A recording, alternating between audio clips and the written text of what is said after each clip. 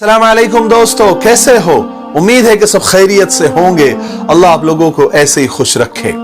चलिए आज के किस्से की तरफ बढ़ते हैं। आज का किस्सा कलेजे को चीर देने वाला किस्सा है, पूरा सुनना जरूर। एक आदमी, पीला पड़ता चेहरा, आंखों के गिर्द गहरे सियाह हल्के, उलझे हुए बाल, सहमा हुआ लहजा, परेशान हाल।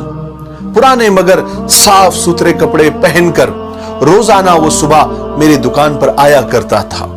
वो बाप था, मजबूर बाप, हारा हुआ बाप, और आकर कहता कि साहब मेरी बेटी बीमार है, उसका ऑपरेशन है, खुदा के लिए मेरी कुछ मदद कर दे, अल्लाह आपको बहुत सवाब देगा, अल्लाह आपको बहुत नेकी देगा।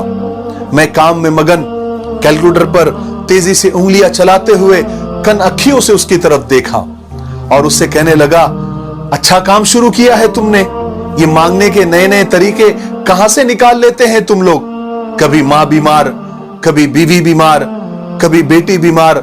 अच्छा तरीका है हराम की खाने का। अच्छे भले चंगे नजर आ रहे हो, कोई काम धंधा क्यों नहीं करते? आ जाते हैं मुंह उठा के मांगने के लिए।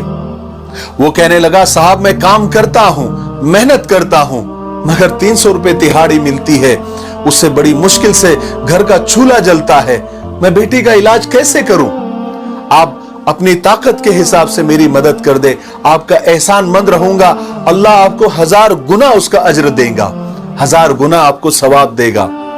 उसकी ये बातें सुनकर मैंने न चाहते हुए भी 10 रुपए का नोट उसे थमा दिया और 10,000 बातें सुना दी, जैसे मैंने अपनी सारी जमा पूंजी उसके हाथ में थमा दी हो। और वो बंदा नजरें झुकाए 10 रुपए का नोट लेता हुआ, 1000 दुआएं देता हुआ रुखसत हो गया। ये तो पहली दफा था जब वो मेरी दुकान पर आया था। अब तो ये सिलसिला रोज हो गया था कि वो रोज सुबह आता, मैं उसे 10 रुपए का नोट देता और 10,000 बातें सुनाता और वो 10 रुपए का नोट लेकर दुआएं देते हुए चला जाता।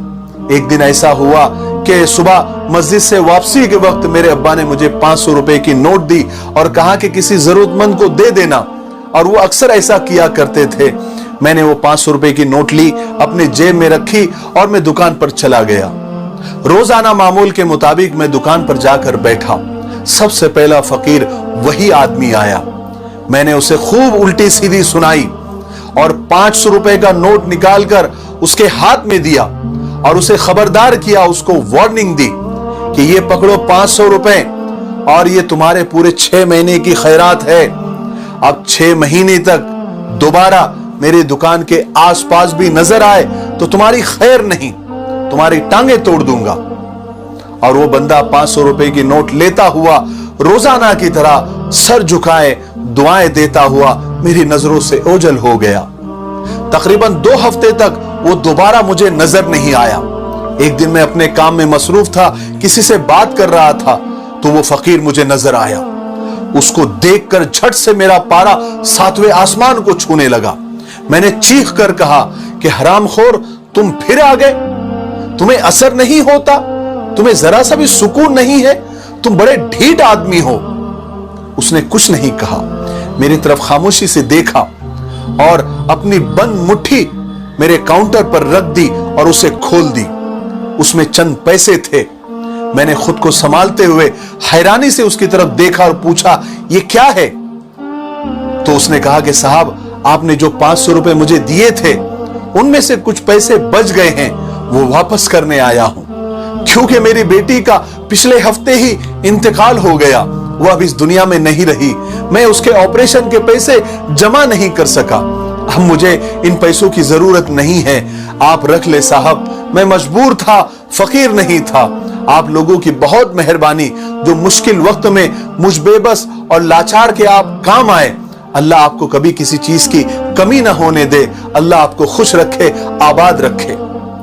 आंखों में जारी आंसू और कांपती आवाज के साथ वो मेरा शुक्रिया अदा कर रहा था और मैं उसकी खुली मुट्ठी से निकले पैसों को बुत बना देख रहा था और कुर्सी पर बैठा शर्म के मारे और नदामत के मारे जमीन के फट जाने का और उसमें दफन हो जाने का इंतजार कर रहा था। वो शुक्रिया अदा करने के बाद रुका नहीं, आज भी वो मुझे ढेरों दुआएं देता हुआ रुखसत हुआ था। मगर मुझे अपने हलक में दर्द का एक गोला अटका हुआ महसूस हो रहा था, जिसको निगलने में न जाने मुझे कितना वक्त लग रहा था। इंसानी फितरत भी कमाल की होती है कि गरीब को उसकी गरीबी का एहसास दिलाने और अपनी बरतरी, अपनी मालदारी जाहिर करने के लिए अपनी नेकी को गुनाह कबीरा में बदलकर सुकून के तलबगार रहते हैं। अल्लाह ने हमें ऐसी ऐसी बेशुमार नेमतें दे रखी है कि जिसके हम जरा भी लायक नहीं हैं, जरा भी काबिल नहीं हैं, तो फिर क्यों हम उसके दिए हुए रिस्क में से, उसके दिए हुए माल में से जब कोई जरूरतमंद मदद के लिए आता है तो असली और नकली के चक्करों में पड़ जाते हैं। बेशक असली और नकली में फर्क करना चाहिए, तहकीक करनी चाहिए, लेकिन इतनी भी तहकीक और इतनी भी बारीकी नहीं करनी चाहिए कि असली लोग मारे जाएं। अल्लाह ने आपको जितनी तौफीक दी है, आप उस तौफीक के मुताबिक किसी की मदद कर दिया करें।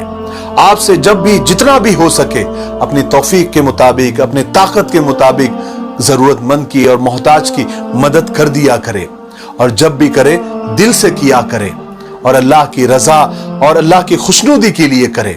और याद रखे, अल्लाह की रजा बेजारी से हासिल नहीं होती, सच्चे दिल से हासिल होती है। और ये जितना भी माल हमारे पास है ना, जितनी भी दुनिया, जितनी भी दौलत हमारे पास है, ये एक दिन खत्म होने वाली है, तो क्यों ना इसके लुटाने का मजा ले लिया जाए।